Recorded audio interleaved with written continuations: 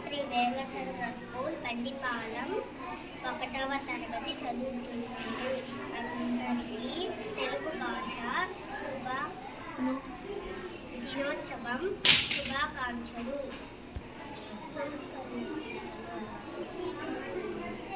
తెలుగు ఋతువులు 6. వసంత ఋతువు చెట్లు చిగురించి పువ్వులు పూస్తాయి. గ్రీష్మ ఋతువు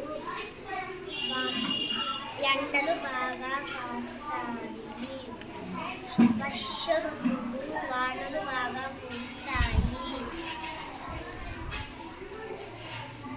శరత్ ఋతువు వెన్నెల కాస్తాయి.